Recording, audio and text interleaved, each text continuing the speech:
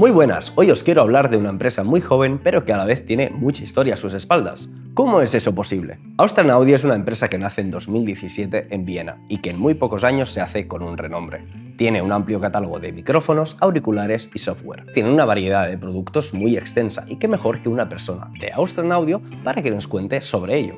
Es por eso que hemos invitado a Kurt aquí a Barcelona para que nos cuente un poco más.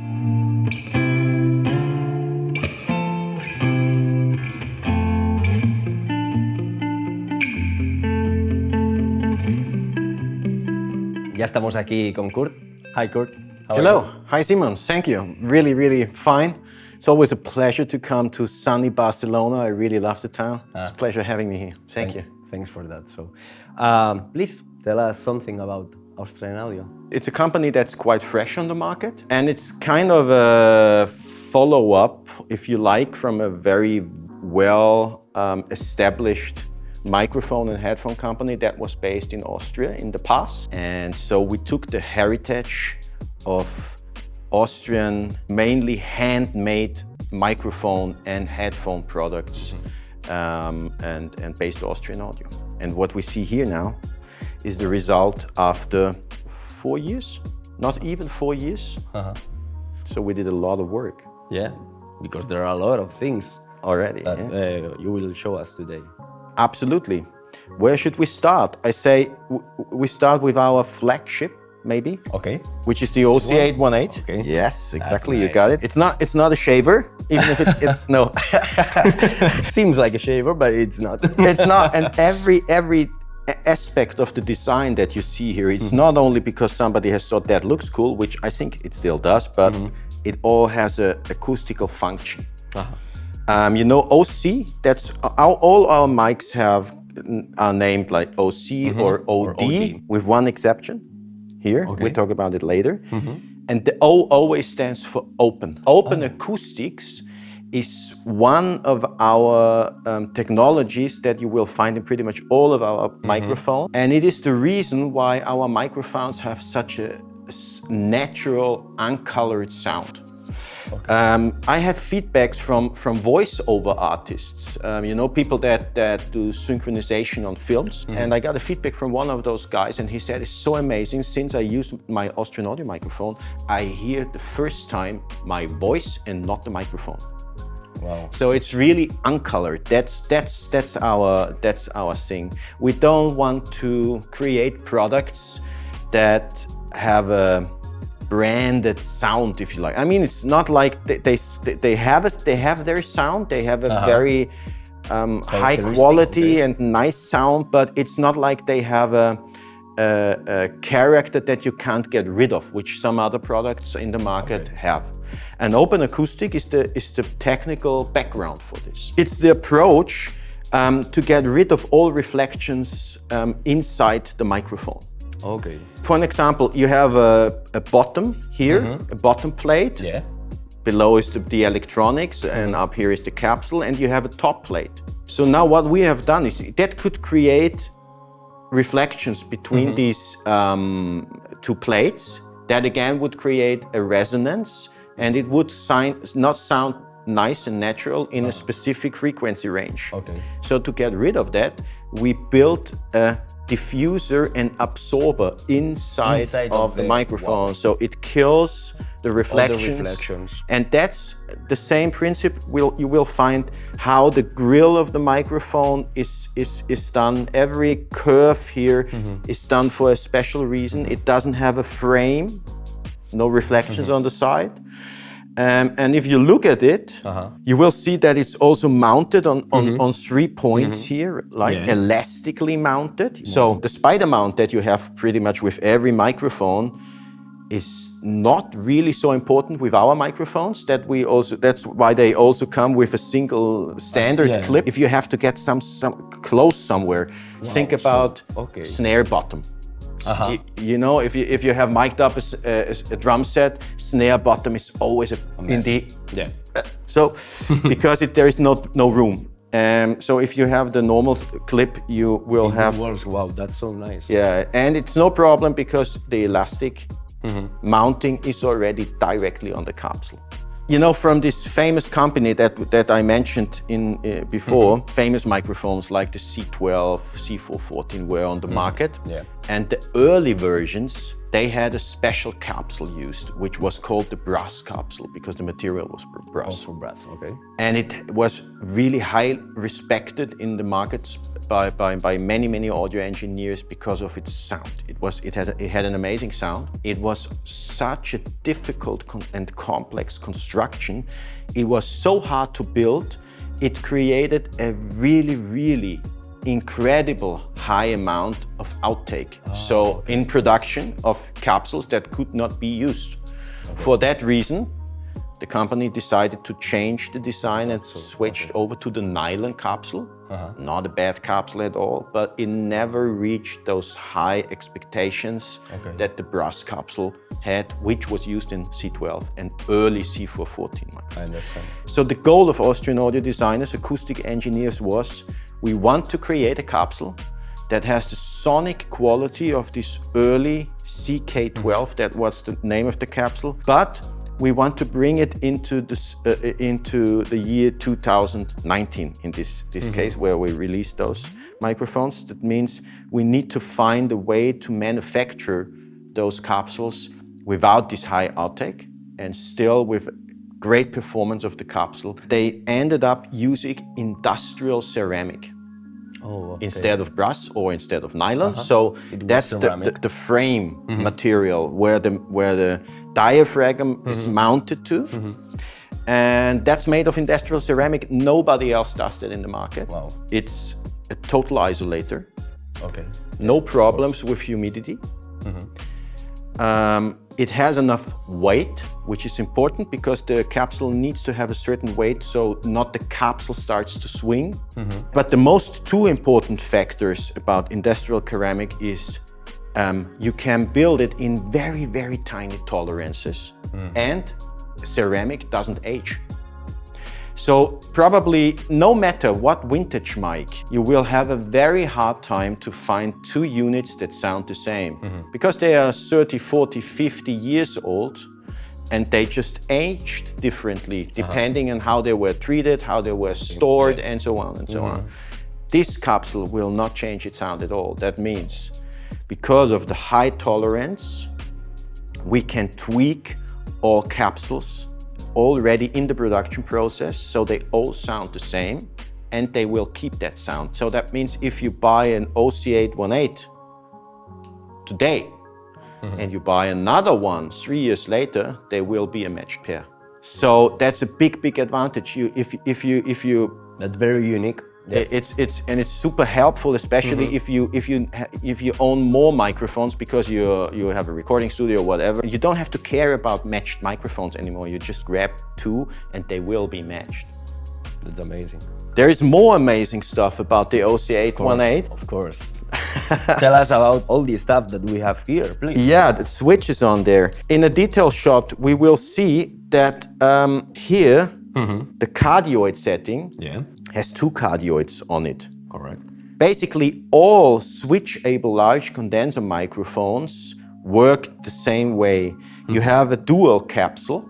So the capsule has two sides, two diaphragms in there. Correct. And those two are mixed together in a certain way. And that's how you create the different polar patterns. If you mix the back and the front side together in phase, 1-to-1, you will get an omni polar pattern. If you mix it together 1-to-1 but phase reversed, you will get a figure of 8. And if you change the ratio, the level of those two, you will get everything in between, like super hypercardioid and so on. So we thought, why not do this in post-production? So we added an extra output on the microphone, which is here at the back. Okay, 5-pin. 5-pin, why it's 5-pin, we talk about later. So, and if you buy the OC818, this cable is included. So now you have two XLRs that you record in your recording session. You feed them into a plugin from Austrian Audio, which you will find on our website for free download, no charge. And now you can decide which polar pattern you want to have in mix, in post-production. So you can change the polar pattern later after the recording. and you can even do it separate in different frequency ranges. Think about snare recording. You always, if you use a large condenser microphone on the snare drums, especially if you record rock drummers, they usually play a loud hi-hat. Yeah, I'm a rock drummer myself, and I know if I get emotional, I can't control it anymore. So now this gives you the opportunity to get rid of the hi-hat bleed as good as possible, because you will not need the polar pattern over the whole frequency range, because the hi-hat is probably going to be annoying from 1K to 5K, 8K, whatever. And there is even an automation, a suggestion functionality in the plugin. We will have a look at it later. There's more magic. More magic. That's this. It's the OCR8.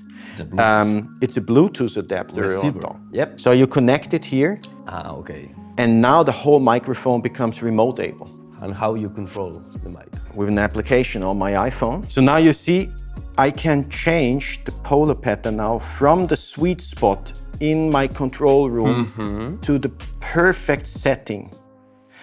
And always keep in mind, if you talk about polar patterns, it's not only about what they pick up in the room, of course it is, but that's not the only point. The other point is that the proximity effect is depending on the polar pattern. So the more you focus, figure of 8 is the strongest, the higher the proximity effect becomes. So for somebody who is recording speech, or anybody, let's think about the trumpet player really close to the microphone, he can now find the perfect polar pattern to create the perfect proximity effect for his use case. On top of that, you can switch low and low cut, and you have pad switch as well. The last setting stays on the microphone. You have to switch the microphone to the full moon, what I always say. Okay, yeah. So this is the preset mode. So everything that you program into the microphone, by the way, this is the signal flow is totally analog, don't worry. This is just a controller in there. It stays here. So also if you disconnect it, if you take it from phantom power, if you use it on another polar pattern in the meanwhile, it stays there. It stays there. Wow. So you can really program your personal polar setting to the microphone for your personal use, whatever you do. Of course, all the settings can be stored in the app. So if you change use case, you just go in here, say, today I do percussion. I change my microphone to my best percussion setup, play it to the microphone, done. That's it. Easy peasy. Yeah. And the app works for iOS and Android? Yes, it does. As well as the plugins that we will talk about later. Work on AU, VST, VST, tools on VST. Okay. Yeah, so that is the OC818. So this is one mic. This is one mic, and amazing. That's a good point, because it's a brilliant mic. Yeah. It's just on its own without all this functionality. It's a great sounding mic. We did in our hometown in Vienna, and we had a C12 set up next to an OC818, and this is no kidding. We did a small dip at 200 hertz, 1.2 dB down, quite wide, on the OC818. So really tiny adjustment. Nobody in the room could get the A/B comparison to a microphone that is steeled for $8,000. So it's really a nice piece, and it's very versatile, because because of the features, but also because of the sound, because it doesn't add any, won't say annoying, because sometimes character I'm not saying all other mics that have character are bad mics, but with our mics you can add the character that you want later, and you don't have to fight the character if you don't like it. Incredible. So if you want to save a bit money, and 9 out of 10 times I use a cardioid in my recording, so you need a fixed cardioid microphone is fine for your purpose. Then you can go for the OC18, which we don't have on the table now. It looks a little bit like this one, but that's an OC818 in black. Why did we do the black version? It's for all people in broadcast theaters who have a problem with a bright, microphone on stage and stuff like that. But the OC818 is black in general. It does not have the switch for the polar patterns, for sure. It's a fixed cardioid, but it still has the pad and the low cut switch. And by the way, those switches are also kind of smart. We have a 40, at 80 and 160 hertz. So we have different Q factors to those filters, because at 40 and 80 you usually really want to cut, so it's a second order filter. But 160 nobody wants to cut hard at 160. So that's just a first order filter, and it becomes a second order filter automatically at 80 hertz. So this is really a very good setting for vocal recording, because it takes away the proximity effect that might be too strong if you are really close. On the vocal, usually under 80 hertz, you don't need a lot. Of course not. And you know, that's basically the reason why many people say this microphone, I'm not saying a name now, is so great for vocal recording, and it cuts through the mix so nice, and the mid-range is so nice. That's basically because those mic have a fixed low cut.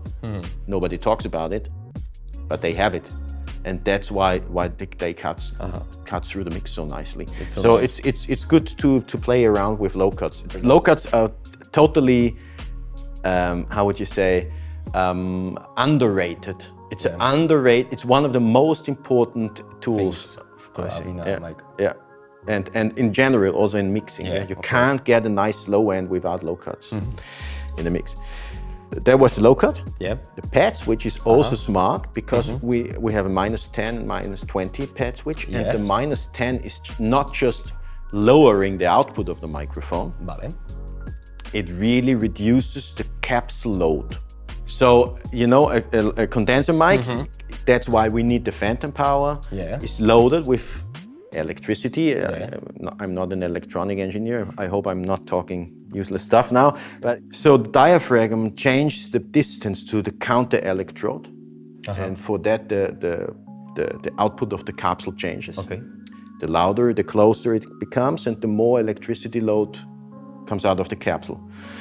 So if it becomes too loud, it can happen that they stick together. And the only way to avoid this is to reduce the capsule load. So the microphone becomes less sensitive. And the capsule itself is safe against problems from too high sound pressure, and also the whole electronic part inside the microphone. If you just lower the output of the microphone, your preamp is safe, but the electronics in your mic are not, because you lower the output. With our microphone, we lower the capsule load, so that ends up to a maximum sound pressure level. I hope I'm not wrong now. I think it's 158 dB SPL. I really hope you will never be close to a sound source that loud. Because that's so loud. It's incredibly loud. So, but it's nice to have this. Yeah, you're really on the safe. Feature. It's almost, you can't distort this microphone. It's not really possible. And this is for the 818 and the 18? And the 18 as well. Oh, okay, it's the same thing. Nice. Recently, we brought out the OC16.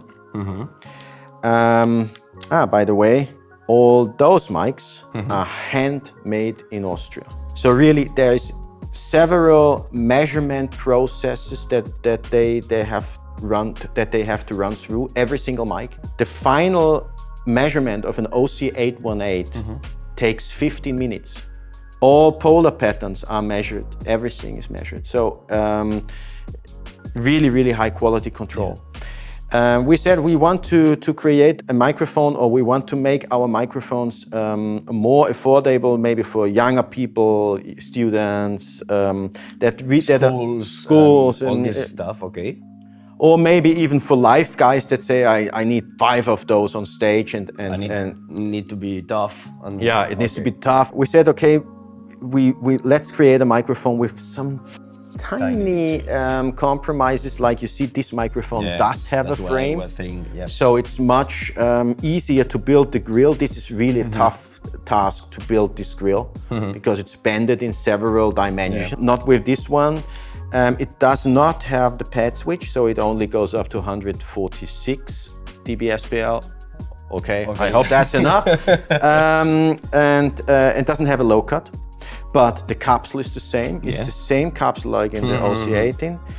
Handmade, again, in Vienna, but the final assembling is not done in Vienna, it's done in Asia. But it comes on a much, much more affordable price. And honestly, it's, you know, it's, if you really want a cheap microphone, don't look for Austrian. Don't look for Austrian. This is a very, very fair price for an amazing microphone. And you will have it in your microphone locker for the rest of your life. We can always repair it, no problem. By the way, all our microphones are you will mainly find them in recording studios, of course, but also on stage. Really well-established artists use those mics. Santana recently. Oh, Santana. He uses OC818s on his amplifiers. Yeah. You can use them really everywhere. They're super solid. They take a lot of high pressure. Like said, with the elastic mounted capsule, it's also very important for stage use. So you can use them for overheads on stage, in front of guitars, of course in all kind of classic recording situations, because they don't add a lot of color to the instruments, like say. So, and the same is with the CC8. You will find this in studios as well as in stage use cases. Here you see it's a very solid microphone. I think you could use it to play drums. To play drums. To play drums with it. A little bit short, but you can play drums with it. Tiny drums. Hello Kitty drums, yes. Nice feature set on it. So pad switch 10 minus 20, same thing with changing the capsule load. It has a low cut at 60 and 120 hertz. So it's always good to use low cuts on microphones. Not many out on the market have them, because the better the sound is that you get in, the better the monitoring is for your musicians while they play, because usually we don't have the possibility. It depends on the system, of course. If you have a big analog console, it's maybe a different story. But usually there is not a lot of processing possible to do in recording process for the monitoring of the musicians. So if you get it right on the microphone, the musicians will have a better experience when they play, and a good experience, listening experience while playing, just motivates you and you will play better. It's very simple. Like small condenser mics are many times used for spot mics, for example, in orchestra. Or like overheads in the drums. Overheads on the drums, of course. Hi-hat. It's again the same story. It's the capsule which is in there. We can see it on this microphone. I jump ahead. We talk about it later a little bit more, but here we can see the capsule very nicely.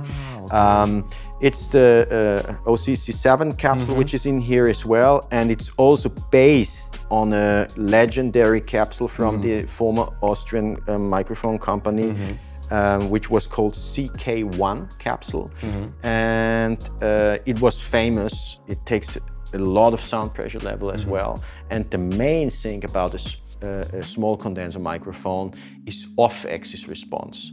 What you really want is a microphone, and it kind of counts for all microphones, but on the small condenser even more, is you want a good sounding off-axis response.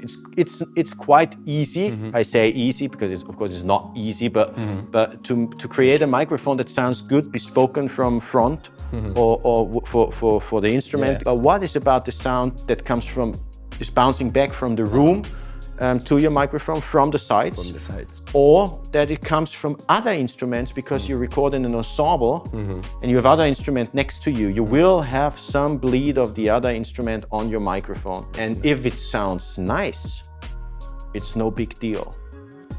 There was some of you maybe know the engineer Al Smith, who recently passed away, very sad, but he said, bleed is my friend. He was an absolute expert in recording big setups like big band stuff and stuff by using not so many mics, but he really knew exactly where to place the mics to capture the sound of the whole scene. And he said the spill of the other microphones creates steps in my mix in the end. And but if you have a bad microphone with a bad off-axis response, then it's a problem, because then you pull up the fader of your neighbor instrument and all of a sudden the other instrument next to it starts to sound shitty. Yeah, that's why. And that's where we really looked after. And you can see on our website we showed the frequency response, but not only this, we also show how the polar pattern behaves in different frequency ranges. Usually most microphone companies, they only show it 1 kilohertz. But how does the cardioid behave in 400 hertz or 5K? Yeah. And that's the tricky thing to get, and we managed to get that really well. We kind of move more and more into the stage segment, the stage scene, which again you can. There is always crossovers. People use this on stage, and there is. I used the OD505 recently in a studio recording, and of course the instrument mics as well. So what we have here now is handheld mics and instrument mics. So the difference between instrument mic and the which is called OC7 and the CC8 is, first of all, here we have the open acoustic again, and it's made for close miking basically. With a small with a pencil mic, you can use it on an amplifier, no problem, but usually you move away a little bit from the sound source. That's it. And you get a really linear result. With the handhelds, let's move to the handhelds. Yeah. We have the OC7, so we already opened that up. Yeah. It's the same capsule. It's a condenser microphone, cardioid. We have the OD505. Change the letter to D. Yeah, because it's a dynamic capsule, but P48 required. So you need phantom power. You need phantom power because this is an active dynamic microphone. And it helps a lot because you get 6 to 8 dB more output of the microphone itself. And if you are you mix a live show somewhere in a little village, and you have only a small mixing console there, maybe the preamps of the console are not the best. If you go above 45 dB of gain, usually these preamps start to become noisy because they are not made for this range. So if you have a quiet vocal and it's 6 to 8 dB more from the microphone itself, it will really help you to have a better sound. Because of the electronic, we can add a low cut to it. You can't do that on a passive design because depending on the cable lengths afterwards and so the capacity of the cable, the frequency where the low cut sits will move. So you need a electronic to have the low cut on 120 hertz and nowhere else. So why is the low cut good? Because this is a super cardioid and it's really amazing how it focuses to the voice. You don't have bleed off the stage at all. No, not at all, but it's so little. It's amazing. I did a recording in a studio where it's on YouTube, where we did a recording with a nice Austrian funk band, Andy, who's singer and guitar player. I had him sitting in the control room, and he played guitar, was singing, and the keyboardist was next to me and the bass player as well. I used the OD505 for him for singing, so everybody else had a guide vocal.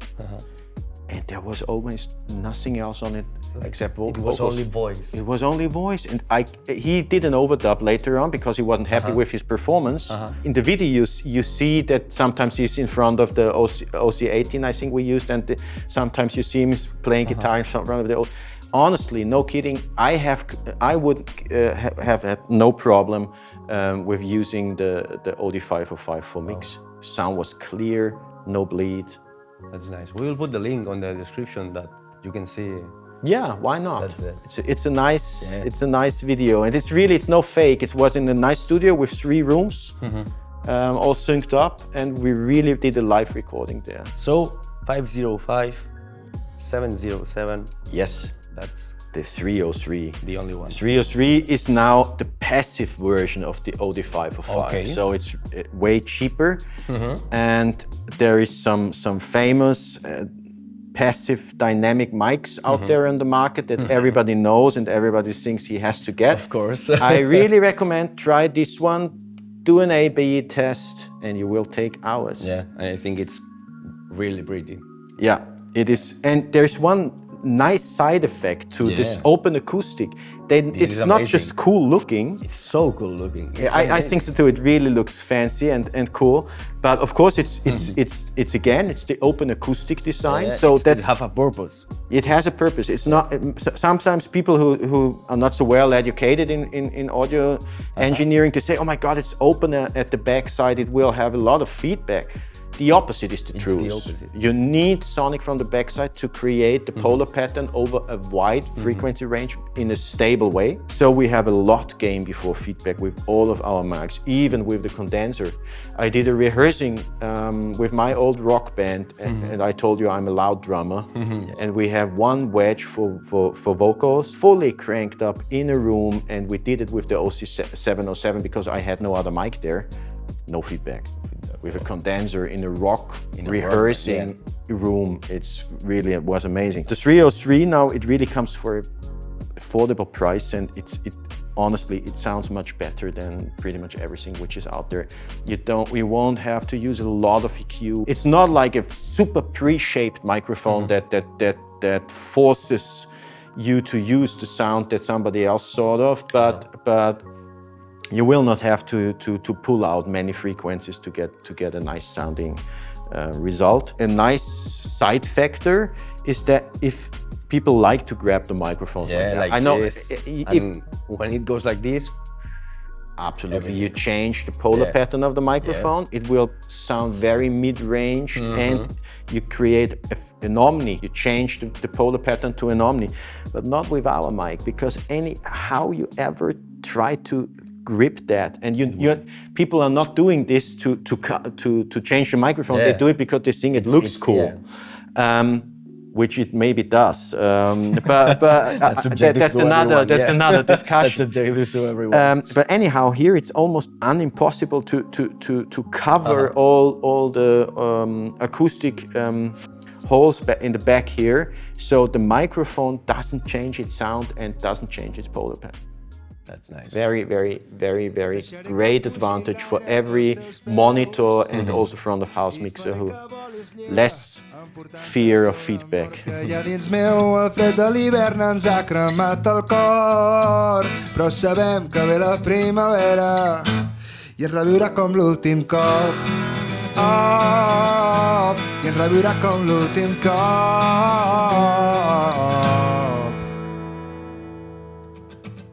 Deixaré que pugi l'aire pels teus peus i faré que volis lliure, emportant-te tot l'amor que hi ha dins meu. El fred de l'hivern ens ha cremat el cor, però sabem que ve la primavera i ens reviurà com l'últim cop.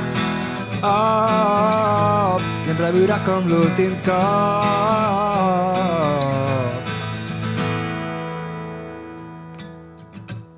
Deixaré que pugi l'aire pels teus peus i faré que volis lliure, emportant-te tot l'amor que hi ha dins meu. El fred de l'hivern ens ha cremat el cor, però sabem que ve la primavera i ens reviurà com l'últim cop. Oh, i ens reviurà com l'últim cop.